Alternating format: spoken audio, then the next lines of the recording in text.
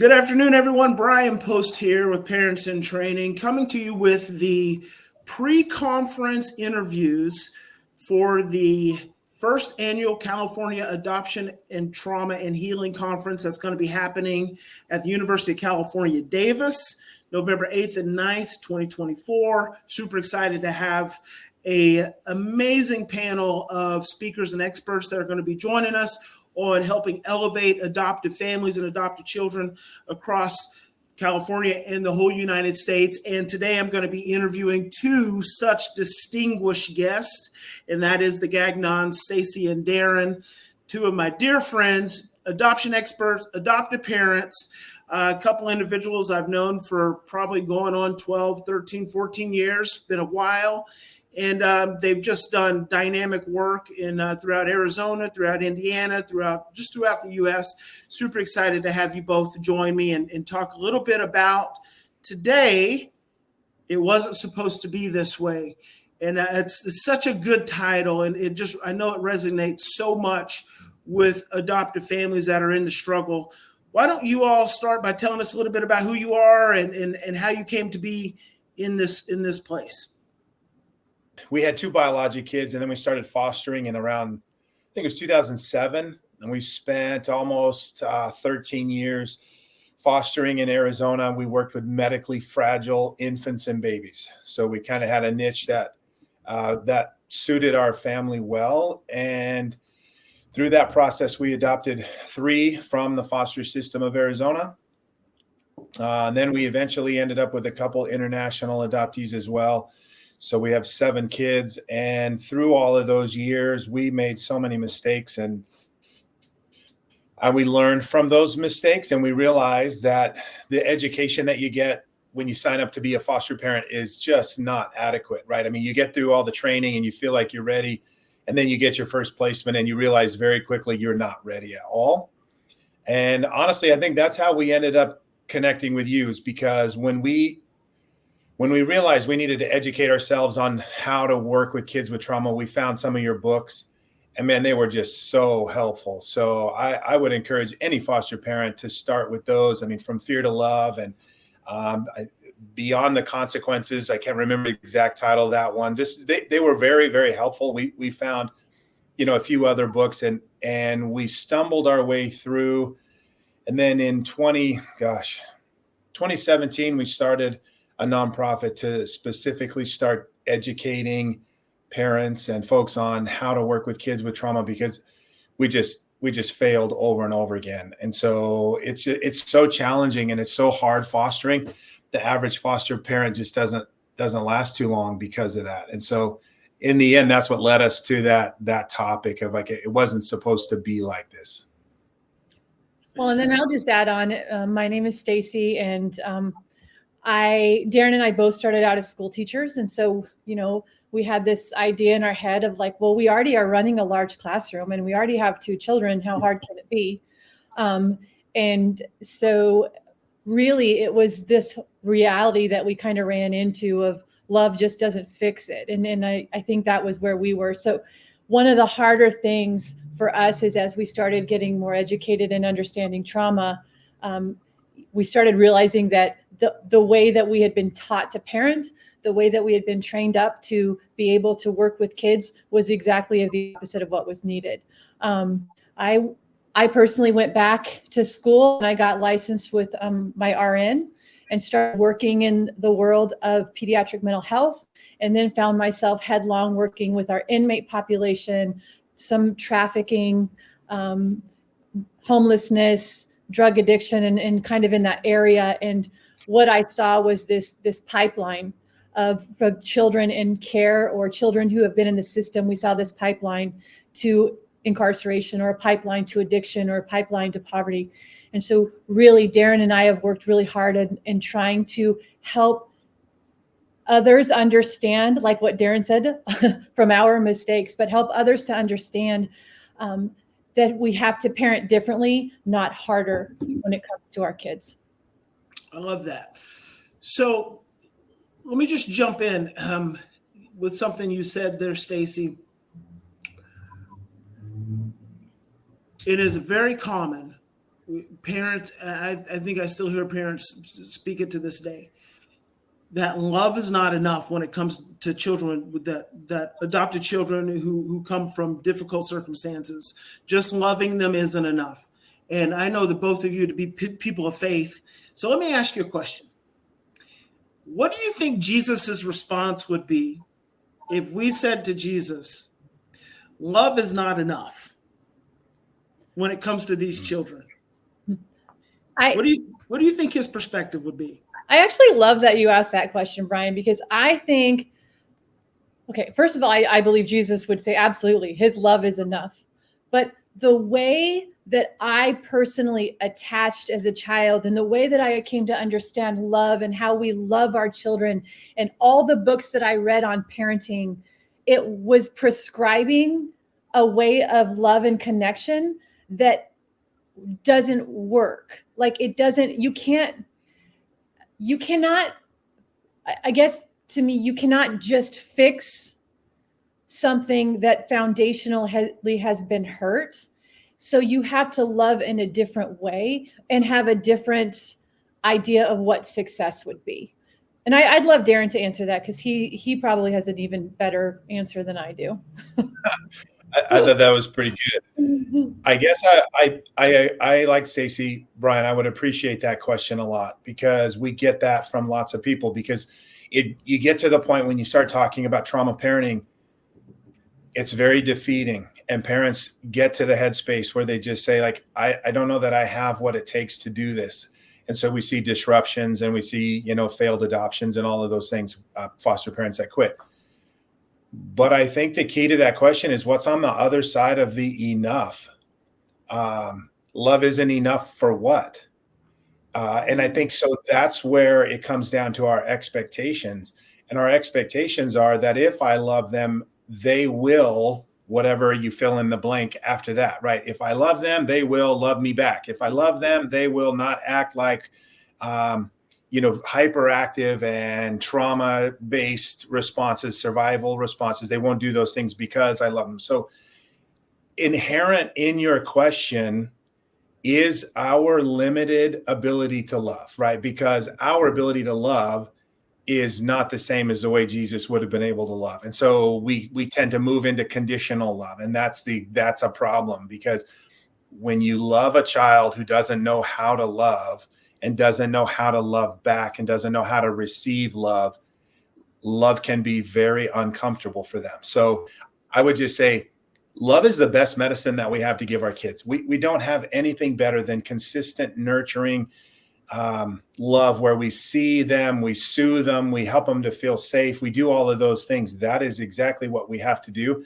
But then on the other side of the term enough, we have to change our expectations and we have to trust that is what we need to do. And we have to trust the process and not be looking for a specific outcome. Yeah, I love both those answers. And I have always said that love is enough when you know what love is. Because I believe that fundamentally in our society, we have grown up with our parenting practices and our cultural patterns, our generational belief systems, our church belief systems. We've grown up being taught not love, but we've been grown up taught fear disguised as love. Mm-hmm. And so what happens is we delve into these relationships, these very fearful, traumatized, stressful relationships that invite us deeper into fear and overwhelm. And because we don't have a real solid fundamental understanding and paradigm for what love is, we say love is not enough when in fact, a lot of times we're operating out of fear. And so we actually we struggle to give love a chance. And I would say wholeheartedly in agreement with you, Darren. I believe that love is the only medicine that we have to be able to give our children. And the hard work is getting to a place to where we can override our own fear and anxiety to be able to hold that place and that presence of love through those really tough and challenging times. And I love that you say the enough. Well, what is enough? Enough, and then what? And I think that a lot of times we're always so outcomes focused as opposed to process focused. And as long as we're outcomes focused, I don't believe that we're in a space of love. I believe that as long as we're outcomes focused, I believe that falls back in that continuum of fear and control and needing things to be a certain way, as opposed to pursuing a process. And in a process, there's no perfect. There's no perfect. There's no right. There's no wrong, because within love, there's no judgment. And I think about this all the time when it comes to my own 30-year-old adopted son, Kevin. I've raised him since he was 15. He was not easy, but we loved him, and we had some amazing breakthroughs. He got into adulthood, and we kept loving him, and he had challenges as an adult, and he ended up in prison. And it wasn't the end of the world. He ended up in prison. It was actually the best thing that could have happened for him, because it gave him a contained environment, a consistent environment for his brain to mature. He came out. He's been out now probably 5 years. He's doing great. And, he's just moving on. And I think we have so many preconceived notions in the world, which are rooted in judgment and rooted in shame and guilt, that keep us from just walking a path of love and having faith and releasing outcomes and allowing the process and allowing God's work to unfold the way it's supposed to, without our need to control it. 100%. Don't you think, Bryan? I think that what you just said is a reflection of our weakness as parents, because the problem is we take on some of our identity from the behavior of our kids that we have in our home. And so I think the fear is driven by judgment of others. I'm going to be judged as a failure as a parent because my kids don't fit in the box of normal behavior if they go down a path that's socially not acceptable, I suppose. And so the fear is that everyone is going to look at my children or their behaviors, and they're going to judge me. And so it really comes back to my own issues in the way that I parent. Then that's such a big pervasive societal familial stress, right? You hear that with almost every adopted parent who has an adopted child that struggles, because we know that not every adopted child struggles, but the ones that do, which are the ones that you and I, the three of us, spend a lot of time working with. So I think my paradigm is usually, every adopted child struggles, but that's not always the case. But in the instances that they do, the families almost always talk about friends and family don't understand. Mm-hmm. And so they get judged at that very primary level of support. And then when you lose that very primary level of support, it's so easy to feel like you're out on an island. Mm-hmm. Well, and I also, I believe too, like for us, what we didn't recognize, and when we look back to, it wasn't supposed to be this way. It's because in our mind, we thought if we go in and we pour on the love and we do all the things, then this is the outcome that we're going to get. And what we try to help parents and others to understand is that you're parenting a brain that's been altered on a foundational level by traumatic or overwhelming life experiences. And when we look at it that way, you have to recognize that it just takes a different type of parenting.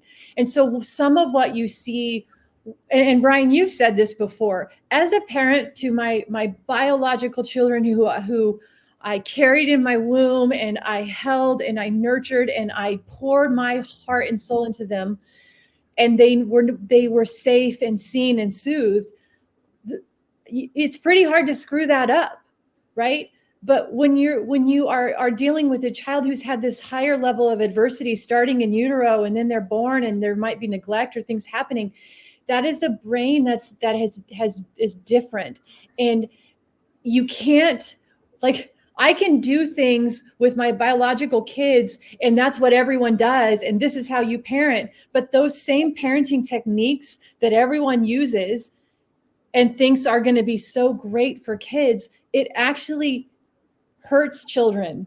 Mm-hmm. You know, when you're looking at the timeouts, or you're looking at punishment, or you're looking at any type of rejection, and you're triggering that in that kid who at the core of them is shame and blame and worthlessness, like, it's very, very different. And so I think when I say love is not enough, it's more like I had to have an understanding that my child's very basic foundational way they operated was in a way that if I parented them how I parented my biological kids, which was how I was told to parent by all the books, it actually gave them a feeling of shame and rejection and abandonment.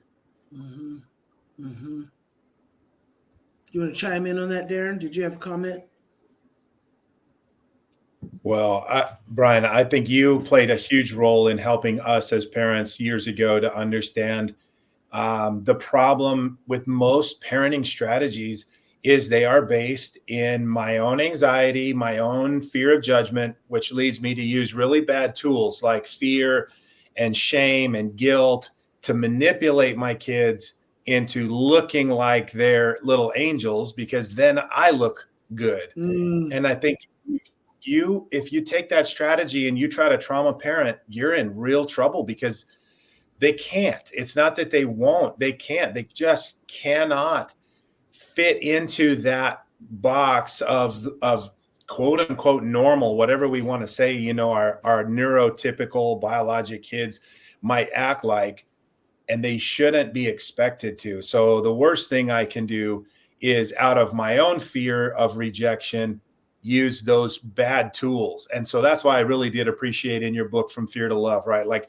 we got to get away from those tools of manipulation and behavior modification and move into the relational component of just loving kids. Mm-hmm. That's all excellent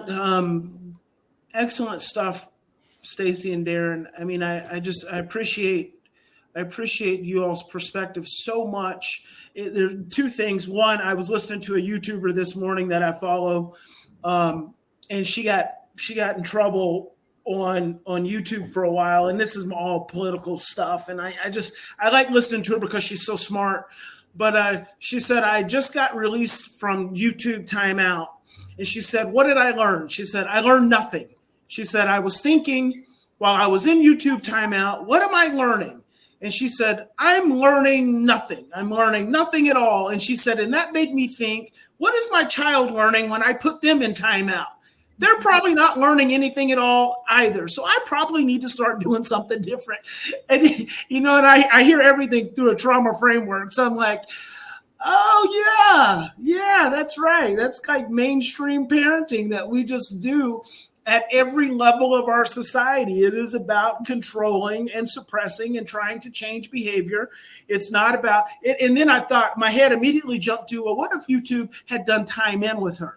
Had pulled her in and said, these are the things that we're really concerned about. And these are the things that we, from our perspective, this is what we have to safeguard against. How much more uplifting could that have been all the way around? So it just made me think about that as you were making that commentary.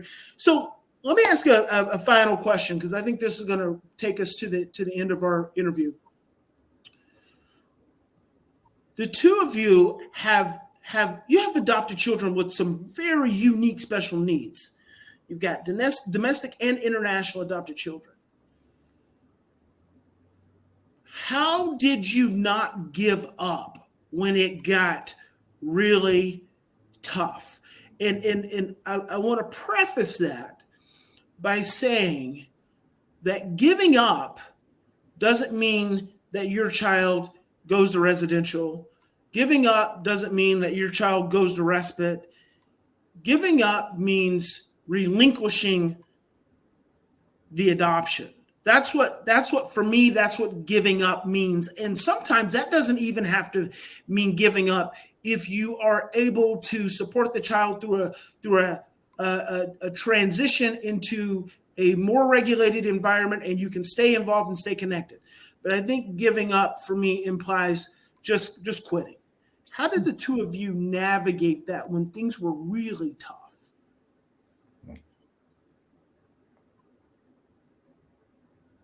I'm probably going to answer a little differently than Darren. Stacey, you want to take that first? Yeah. I had to, one of the analogies that we like to use is that we all carry backpacks from our childhood that we didn't pack. So in our backpack, you might have had, intact family unit and love and care and relationships and all of those things. But for me in my backpack, I carried a history of alcoholism, a parent that left when I was young, sexual molestation, some really hard things. And for me, I had to unpack and understand my backpack and what is called inducement. And inducement is the language of the traumatized. Inducement is children who have had a high level of adversity are going to probe and find within you a way for you to shame and rage on them because they already feel that about themselves. So basically, they're going to kind of find those cracks and crevices that we hide very well when we're functional adults. But when you parent a child with trauma, all those cracks and crevices and the things that you haven't dealt with from your backpack are going to be triggered in you. And a child does this on a subconscious level because what they're wanting to do is they want to prove what they already feel about themselves. And so I had to recognize and be able to have what is called reflective functioning. And so in my children that were adopted, when I started to feel overwhelmed or I couldn't do this anymore, recognizing that the inducement part of that was I had to stop and be okay and recognize that what my children chose to do or what their behaviors look like or what the public said about them had nothing to do with me. Mm-hmm. It had to, how I responded or reacted had to do with me and my backpack. Right. But I had to sit in a space where I dealt with my own stuff because your kids' behaviors do not have anything to do with your ability to parent, your ability to be a human, your ability to give enough love, your ability to fix things. Their behavior is about an unexpressed need or a lagging skill or a relief or inducement of them trying to have you understand the pain they're in. And so when I got to that point, I started being able to step out of those spaces of behavior where I'm in a power and control struggle and parent from a different place. That's beautiful. That's beautiful. And I want to comment on that. And I don't want you to lose your thought, Darren, because I want to hear what you have to say. But when you talk about inducement, Stacey, and from a standpoint of physics and physiology, when we say that a child will go into your backpack and find the darkest, deepest crumbs in that backpack, actually what is happening at a physiological level is that every communication is a feedback loop. So when your child from their place of pain is communicating through their behavior, through their words, through their attitudes, whatever it is, they're sending out a vibration. That vibration is seeking a matching vibration. When that vibration finds a matching vibration, and that matching vibration comes from your past experience that's stored in your brainstem and stored in your cellular system. So when it finds that matching vibration, it invites it up. And that's the feedback loop that gets created in all communication. And that's why it feels like adopted children that come from adverse scenarios more than any other are able to stir you up at the deepest level of insanity and shame and rage and guilt because they open up and invite out the darkest experiences that we have stored within us. And it's all just a frequency. And it's just a vibration. And the more mindful and the more conscious we become of what's within us, the more we're able to hold awareness of what shows up for us energetically and stay present for our children so they can work through their own vibration. 100%. Darren?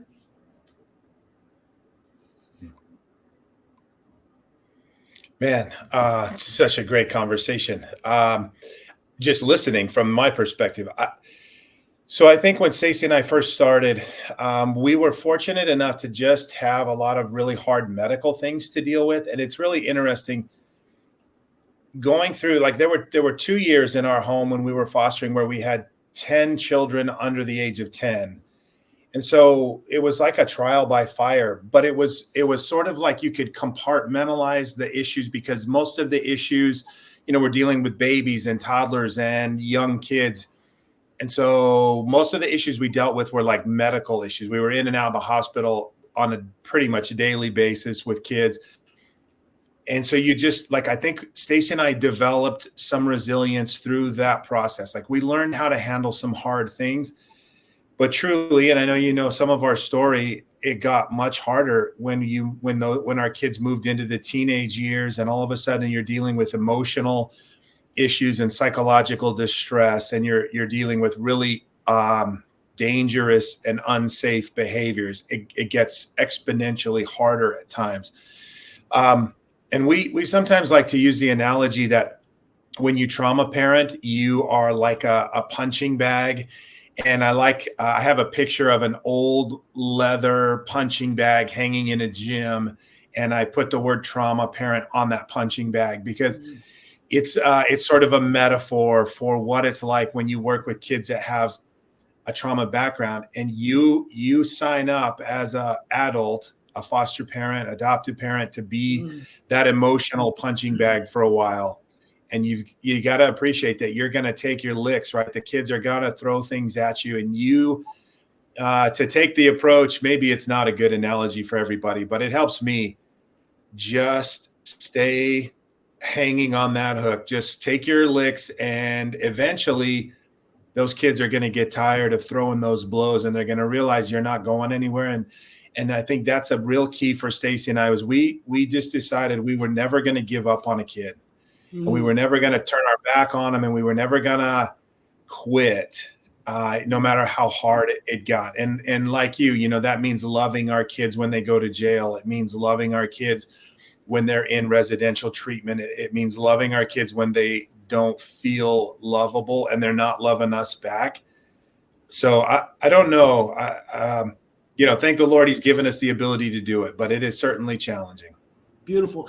I actually love the old punching bag analogy, Darren, because as a very young boxer myself, long time ago, I know that every fighter loves the old punching bag because the old punching bag is the most flexible punching bag.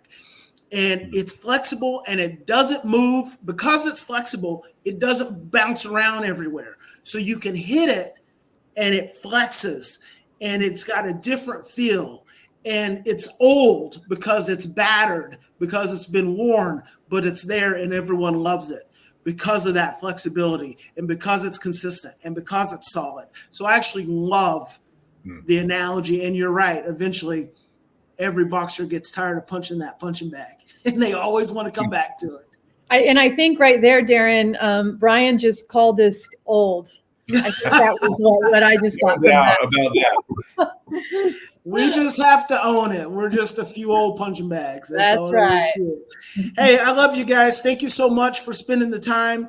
Super excited about having you come out for the first annual California Adoption, Trauma, and Healing Conference. I hope that we are creating the blueprints for something that will continue to uplift and inspire and encourage the adoption community, adoption families, adoptive professionals for years and years to come. And I'm excited to have you all as our founding faculty members, and look forward to seeing you and having you share with all the amazing people that'll be joining us. So thank you guys so much. We look forward to visiting you in southern sunny California. Thanks, Bryan.